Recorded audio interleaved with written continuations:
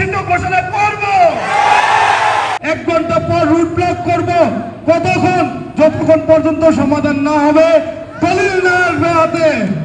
এই 1 ঘন্টার মধ্যে আমরা তাদেরকে সময় দেব। আমাদের একটাই দাবি এখন, বাডাসের সভাপতি, বাডাসের সেক্রেটারি যতক্ষণ পর্যন্ত ক্যাম্পাসে না আসবে ততক্ষণ পর্যন্ত আমাদের আন্দোলন বন্ধ হবে না। আমাদের সাথে জমি নিয়ে যে বেআইনি কাজ করছে সেটার কোনো প্রতিবাদ না হওয়া পর্যন্ত কোনো ছাড় দেওয়া হবে না বাডাসকে। 1 ঘন্টার মধ্যে বিউটির কোনো মেম্বার যদি ক্যাম্পাসে না আসেন তাহলে বিউটি অবাঞ্ছিত। কোন প্রতিষ্ঠানের অভিভাবক যদি প্রবাসে বসে ওখানে ক্ষমতা চালাতে চান তাহলে এটাকে আমরা মেনে নিব? তাহলে আমরা বিউটিকে আর প্রবেশ করতে দিব না। বিউটি যা করছেন এটার বিপক্ষে আমরা কথা বলছি এবং তাদেরকে আমরা বারবার রিকোয়েস্ট করছি, আমরা সমস্ত শিক্ষক আমরা ছাত্রদের সাথে, ছাত্রদের পক্ষে আছি এবং এটা আমাদের শেষ সিদ্ধান্ত।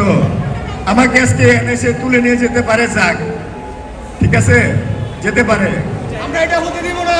স্যার আমাদের সহমত পোষণ করছেন। আজকের পর এই স্যারকে নিয়ে যদি কেউ কোনো প্রশ্ন তুলে তাদের হাত হাতে ভেঙে দেব, তাদেরকে ক্যাম্পাস থেকে গাড় ধাক্কা দিয়ে বের করে দেবো। যে যত বড় পুষ্টে আসুক না কেন, পারবো আমরা। হ্যাঁ, আমাদের অভিভাবকরা বসে থাকেন এসি রুমে, তারা আমাদের সাথে ইগো প্রবলেমে ভুগছেন। ইগো দিয়া দেশ চলে না। আর যান, কোনো অসুবিধা নাই, কিন্তু বাড়াস থেকে এখানে যদি কেউ না আসে আমরা তাদেরকে অবাঞ্ছিত ঘোষণা করব।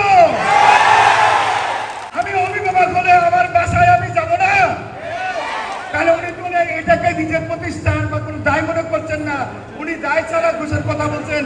আমি তো দিয়ে দিচ্ছি, না পারলে ওরা সব পদত্যাগ করুক। কেন এই কথা বলবে পদত্যাগ করুক? এই রাইটটা চাও না ওনারা। আমি 26 বছর যাবত এখানে কাজ করি, সারা জীবন আমাদেরকে টর্চার করেছেন, সেই টর্চার এখনো চালিয়ে যাচ্ছেন। আমাদের ছাত্র শিক্ষক এবং অভিভাবকরা আমাদের পক্ষে আছেন।